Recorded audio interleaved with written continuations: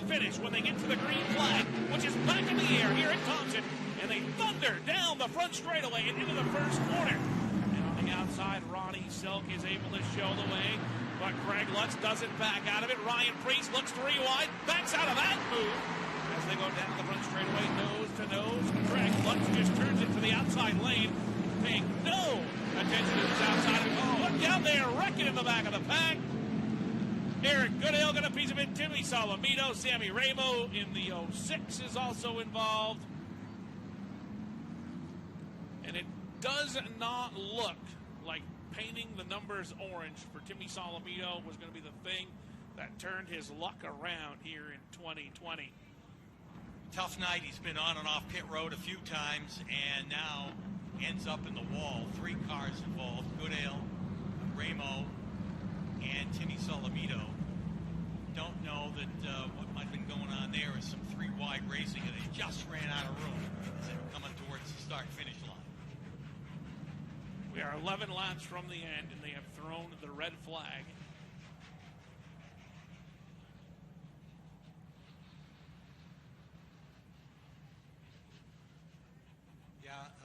About half the track is blocked right now, so the wise move is to stop them. They have gone to the red flag just now because they're going to have to block the racetrack entirely to get these cars apart. Yeah, exactly. Yeah, they're pretty much locked together. So that will hamper anybody that went on to pit road, like the 58 of Eric Goodale, who was involved in that, ends up going on pit road. But the only thing the crew can do is take a look at it right now. Yep. And wait until they lift that red flag before any service can be done on pit road. We have got a replay coming up right now on the screen. And you can see it. Ryan Priest just kind of wiggles off the corner. Eric Goodale slides up behind him, and then there was 3 wide, and there wasn't enough room to get through. There wasn't enough room at the end, so to speak, as Ramu was on the way outside of the 06, having one of his best runs of the season. Solomito was in the middle, and Priest wiggled, which caused Goodale to lift out of it, and then the 3 cars just kind of hooked up, slid themselves up into the wall. Doug Colby with a great move, missing that wreck, and kind of pretended to see him sliding by. He was right directly, should have been involved with that, but a little bit of luck on his side, and he was able to skirt by instead. Yeah. Here we go. So there you see Priest dirt tracking off the corner. Looks like maybe just got everyone on the bottom got a little bit loose. And Goodale slid up in. They bounced wheels with Solomito, which turned Solomito up across the 06 car. And then Goodale just slid into the wall on the front straightaway after getting turned sideways. And we're back under yellow now as the crew can go to work on that 58 car, trying to pry things away, get the nose up off the racetrack, because probably was dragging something down there. Scores are going to work over the restart lineup, and looks like they're content to send the 58 back out.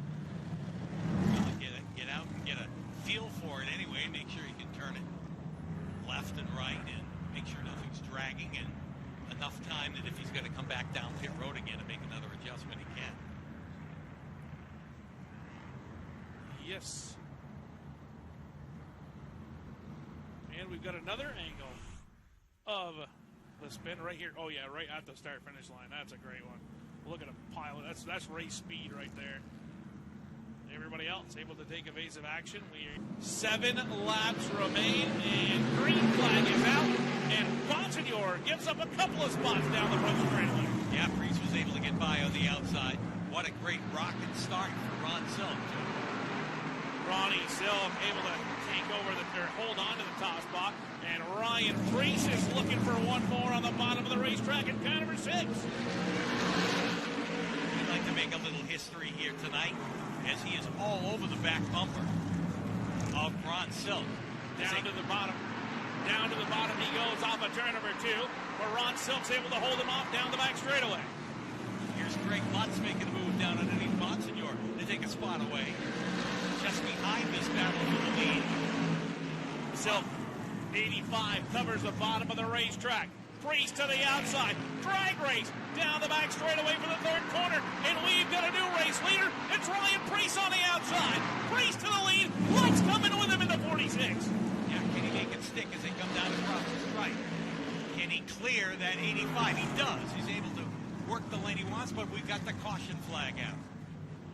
Caution flag is out again, and it is Kyle Bonsignor up against the wall and car number 2, and I believe that'll be the end of the day for Kyle Bonsignor. As you can see, the right front tire is ripped off and pointed up not exactly where it is supposed to be, with 4 what was going to be exciting laps to go in this one. Well, it'll be less than that when we get back to the green flag.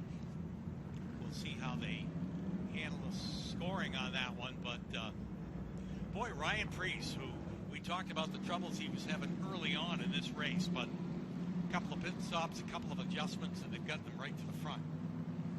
The crew knew exactly what they needed to do to that race car to get it not so loose. Joe reported on it earlier in the race. They were just too loose through the center of the corner. They needed it to be a little bit tighter. That's what the crew did, and that was obviously what Ryan Preece. Ryan Preece knew what he was talking about. He said, "This is what I need to get to the front of the bag." Well, we'll have by the time we get around to it, it'll be a green-white checker as soon as they clear the accident scene out of turn 4.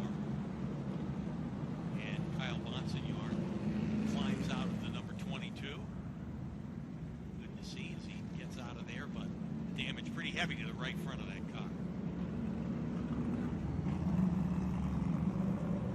And we are going to go down to the pit area as Joe Koss has found himself another guest to interview here today. Aaron, I did for a second, but there might be a problem on the 6 of Ryan Preece. I was about to interview Jeff Preece, but the problem is they think he might be out of gas. They went for the gas can. They are trying to check it now, making sure that it's ready to go. Preece came over the radio for a second. All of a sudden, Jeff jumped out, Jeff, his dad, and said, "Do we have a problem?" So they got the gas can here on standby on pit road, waiting to see whether or not Ryan Preece needs to come down pit road and get a splash of gas here just to go to the end of tonight's Thompson 150. Looks like he's coasting down pit road. So if fuel is the issue, he may not even make it back to his pit stall. What a tough break. I have never, ever seen something like that before. You know, we've talked about some of the tough luck that Ryan has had in the Cup Series, particularly this year, and now it follows him here to Thompson. We're going to go back down trackside to Joe Koss. They are going ahead and put fuel in the back of the 6 machine for Ryan Preece, but Ryan has the window net down. He is taking the helmet off and unbuckling from the 6 car, and he is just completely shocked that they had this car up in front, and now he sits on pit road, and he is out of today's Thompson 150.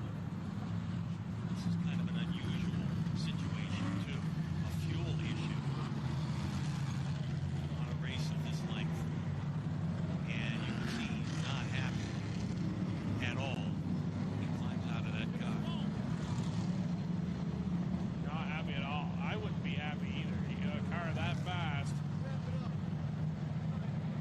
Now the question is, does everybody else have enough gas to get to the end?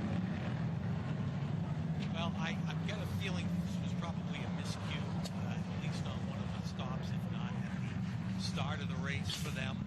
And I don't know that we'll find that be a current, or I should say, a problem with so many of the, any of the other cars, for that matter. We haven't run an unusual amount of caution laps to burn off the fuel. So obviously, and most likely, some sort of a mistake there on the crew of the number 6. Tough break for Ryan Preece. It's kind of the way the Cup season's gone for him this year. Exactly. As you alluded to earlier, just couldn't buy luck if it was on sale for $1. Meanwhile, we're going to get back to it. A green-white checkered finish as the pace car gets ready to head off. And that battle up front now between Craig Lutz and Ronnie Silk. Silk on the outside in the 85, on the inside the 46, Craig Lutz.